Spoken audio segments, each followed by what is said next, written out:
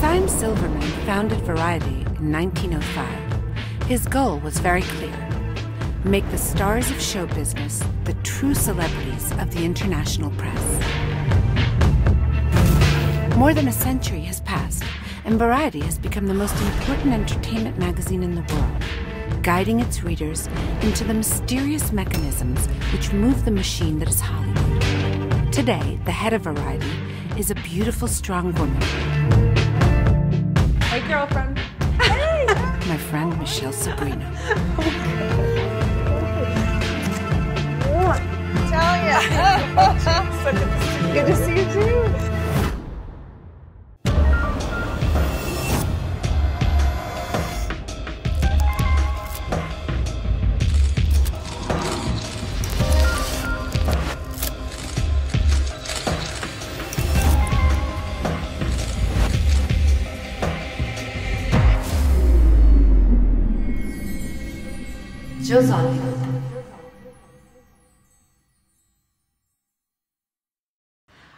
So, you are the first female publisher in the history of the biggest publication in Hollywood and probably around the world when it comes to entertainment, any kind of entertainment. Yes, I am. And how does that feel? It feels fantastic. It feels fantastic to be the publisher of this brand when I think it's at its strongest. I've been at Variety, I'm going into my 19th year at this company, and it's a great time to be a publisher of this brand. I joined Variety in 1997. The day I arrived, I fell in love with this brand. I loved the journalists, screaming. I loved the chaos. I loved, they were breaking stories, the photography, the access, everything about this brand. I fell in love with it. And all I focused on from day one was excellence. So when I became publisher, that's exactly where I wanted to end up in my career when I landed here in 1997. Excellency is the key word. And if we think of the first step towards the Oscars, it's the nomination. It's the moment in which the studios, directors, actors, and key players anxiously await.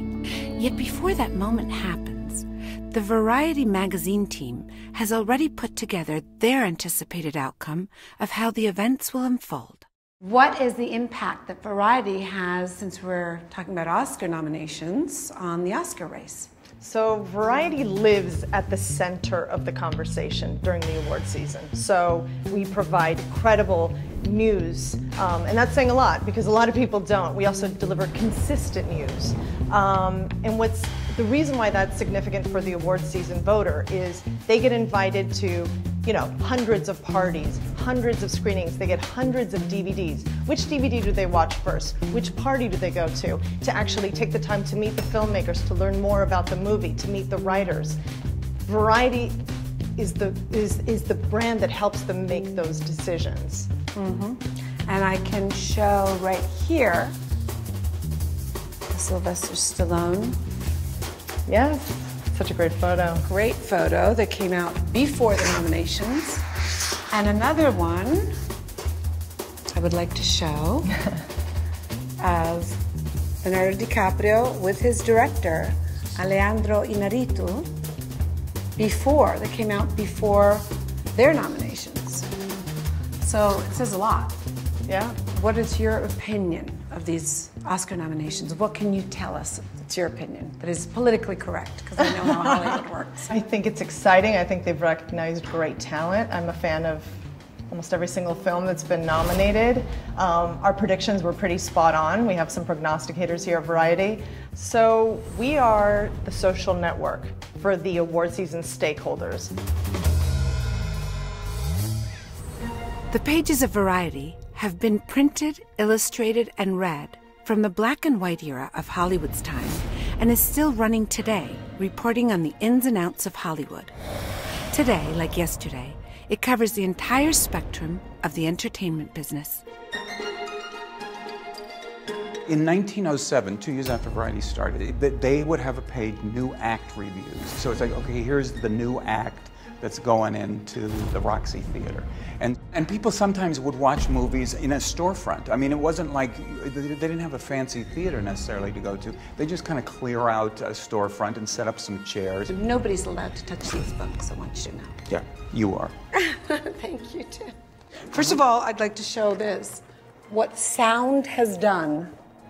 Yeah. Because there was no sound before. It was just music, so thank God for music. But Yeah. there was no dialogue. No, really. no. When film started up, it was kind of this newfangled thing, and then it's like, okay, sound was this new thing, and Variety reported on it actually like a year before the first talkie. It's like, here's what's coming. And what about cops? Well, This is the 20s? This was during the Prohibition era, and it's So the 20s? yeah. So it's in the 1920s. It's like, you know, it's reporting on how cops are doing, because again, nightclubs were a big part of Variety.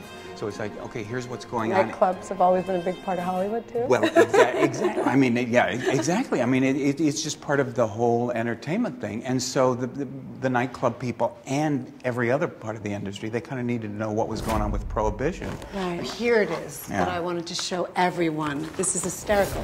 Mussolini's Hope in the screen.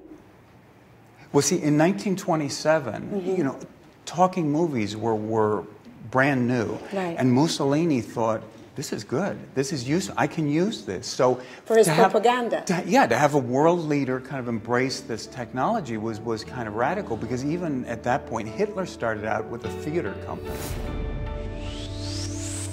Flipping through the historical pages of old copies of Variety, we find the fascination of the Hollywood of another era. How the promotion of a film starts, the first experiments in marketing, and job resumes. And look how an actress tries to promote herself, ironically pushing aside any negativity of who may say she's not easygoing, and assuring her beauty even though she has 3 children. It's Bette Davis. Hollywood already has self-awareness. It can change the opinion of its readers and give life to a dream up until then unexplored. So this is a book from 1937. So Hollywood in 1937, right? Yeah. It's celebrating the 2nd anniversary of 20th Century Fox, because Fox was the last of the major studios to start up. It started up in '35. So this was like, oh my God, we're 2 years old now. Variety is a concrete example of how a magazine can earn through the years interest and credibility because it has stood the test of time. It also has appeared in more movies than any other entertainment magazine. You will also see it in many photo shoots. In these last few years, it's also been at the center of the event Power of Women, created by Michelle Sobrino, where Variety recognizes women at the top of the entertainment business for their achievements in film. I think we still have a long way to go. I think with Donna Langley being the only chairman of a studio who's a woman, with no women who are running 8 talent agencies currently, I think we have a long way to go. With the disparity in pay for women actors, and with the very few women behind the camera in Hollywood, we have a very long way to go. In the beginning, the tradition in Hollywood was dominated by women such as Louis Weber. Its powerful hands have changed back and forth, but there's one man that stands out, Spiros Skouros. Owner and president of Fox Studios from 1942 to 1962, his charitable givings to the Greek Orthodox Church of Santa Sofia allowed him many things, and his legend lives on. Well, this area here was reserved for the Skouros family, which were really the moguls. They were the big Hollywood movie people in the 40s and certainly in the 50s. And these seats are actually originals from the Fox West theaters. This was roped off, so only the family or their guests could be here. But one of the brothers would come to church, and he was very much into lighting and Hollywood and the right scenes and everything. His seat, one of the brothers, Charles, would be right here, and he had his own private light board. He loved to not play, but to manipulate lights, especially when the mood struck him as being more sorrowful or joyous. So he would come here and, for example, you see the lights being dimmed, and that would be, let's say, on Holy Friday, or on Holy Friday would be something more somber. You have the Easter lights. So when Charlie or Spiro or the others maybe were a little bit tired of the bishop's sermon, they would quietly, in a sense, let him know that it was time to stop.